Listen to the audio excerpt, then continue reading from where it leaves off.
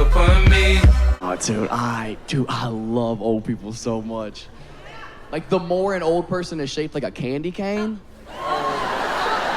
Oh, dude. I love a motherfucker who just just can't even look up. Like, even he doesn't know how much life is ahead of him, you know what I mean? Just, that's the weight of a good life lived fucking up his back, man. Oh. Your old person's gotta have bad posture, man. That tells me you lived your life to the fullest. If you meet an old person with good posture, they dodge the draft, 100%, and you don't have my respect. Sorry. Oh, man. They gotta have bad posture. Because the worse an old person's posture, the better the stories. How'd you get like that? That used to be my favorite part about visiting my great-grandmother at the hospice center she was at for her remaining years when I was a teenager. She's at that facility where they take care of you for like your remaining time. And my mom would drop us off for like 3 or 4 hours at a time. And which is great. Obviously, I want to spend time with my grandma, but my grandma also had dementia. So like 25 minutes in, I could be like, all right, Grandma, I'm gonna go get some more water. And she'd be like, there's a lot of blacks now. I'm like, yeah, there's more for sure. And I could excuse myself and go do my own thing, you know? And it's not that I didn't love my grandma, didn't want to hang out with her. It's just that people with dementia can't remember a lot, you know? So there's not a lot to talk about. And it just so happened the guy Lenny in the room right next to her remembered everything. This guy was the coolest person I had ever met. He was 97 years old, and he had the coolest life I had ever heard of. He would tell me story after story after story for hours and hours on end, and they were captivating stories. He lived a very full life. He fought in 3 wars in his lifetime. He climbed 5 mountains. He told me he fucked Rosa Parks. I know, in the front of the bus. And I was like, I think you have dementia, dog. I don't think that happened the way you remembered it. Also, wouldn't the back of the bus be more private? Like, I feel like you could really put in some work back there, but, well, that's the cons of being young, I guess. You can't fact check an old person's story, you know what I mean? I wasn't there. I hate being young, dude. I don't know nothing. I'm 28. I don't even know for sure that Michael Jackson was black. Y'all keep saying it. I didn't see it. In every photo I've seen, he was an Asian woman. So I'll never know. That frustrates me to no end, man. I love old people, dude. I wish my entire audience was like 65 and up. Oh, my God. Yeah, it'd be a much shorter career, but when they take into consideration who else they've seen in their lifetime, it's kind of flattering, you know? What I love so much about old people's stories, like when I was hearing Lenny's stories for hours and hours on end, is it inspires me to think about the stories I'm gonna have to tell when I get to that age. You know what I mean? I hope I live a full life and have some fun stories to pass down. I liked hearing about his war stories, his adventures, his family stories. That excited me the most. I'm very excited to have a family someday, and excited to have kids. But not now. No, not now. Things are going very well. I'm also terrified to have kids, man, because I've made fun of a lot of people. And if you believe in karma, my kid is about to be fucked up, dude. My kid is about to have 5 legs and a shark fin on his back. He is about to be a monstrosity. And I know I'm not mature enough to have that conversation when he's finally like, why am I like this? Oh.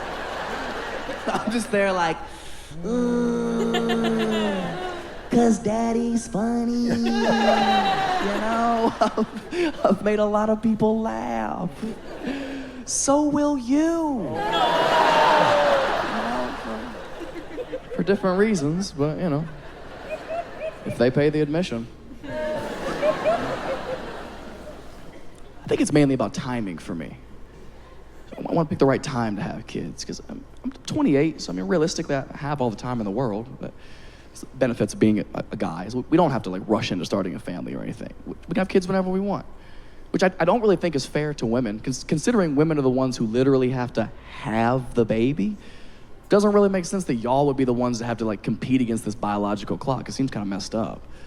Because for women, you can wait till you're older. Like the older you get, like don't the odds start to go up, right, of your kid being first to lunch, we'll call it. Is there a nicer way to say it? You can groan all you want, but don't act like 25 minutes before you were allowed to go to lunch. You didn't have to watch these motherfuckers just hauling ass down the hallway. And you were just like, God damn it. Naruto is gonna drink up all the spaghetti. Go.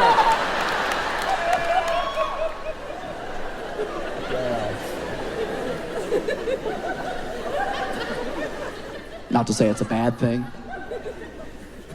In fact, I actually think it's kind of cool to see the way God works, you know?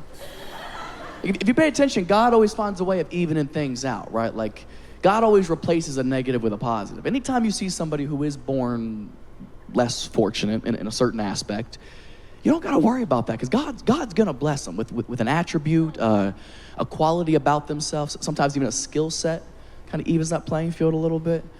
I noticed it first with my nephew, Chase. He's a teenager now, but he's autistic as fuck, which is probably not the medical term, but he got it for sure. He's nonverbal. That's his thing. Like, unless you are his mom, he will not speak to you. No eye contact. Won't even acknowledge you're in the room. It's pretty rude, but that's his symptom, you know. But get this, his blessing is that he can paint. Even as a teenager, he paints better than any art teacher I've ever had. I just think it's kind of cool to see the way that God always finds a way of evening things out. It's really impressive to me. And I wish I would have known to look for that stuff sooner, because it might have changed my perspective on a lot of things growing up. There was a kid, Alex, in our high school. Alex was the same age as me. We entered high school together freshman year, had gym class together. He was special needs, and he had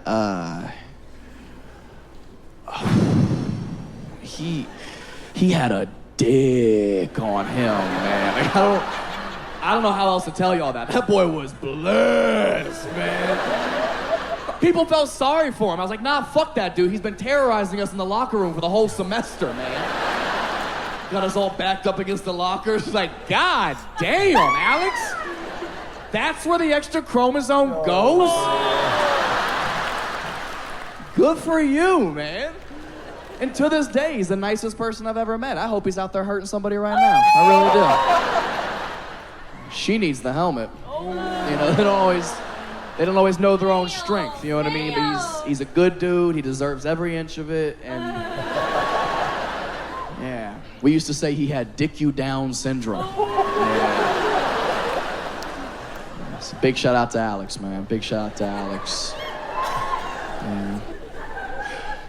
Short bust, but a long dick, man. And that's balance, you know what I mean? It's what life's all about at the end of the day. Balance.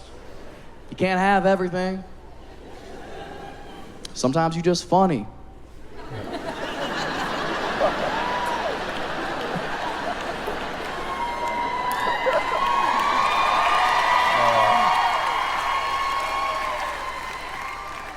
It's fine.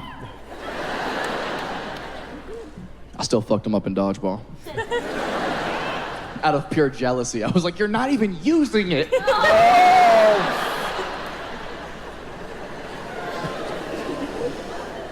Yeah, but God works in mysterious ways, huh? You know what's funny? I know I've mentioned God like 8 times in the past 2 minutes. I'm really not even the most religious person. I'm really not. I hope there's a God. I pray every day that there is a God. It'd make a lot of sense, answer a lot of questions for sure. It's tricky sometimes. You know, certain things will happen in life, make you question faith a little bit.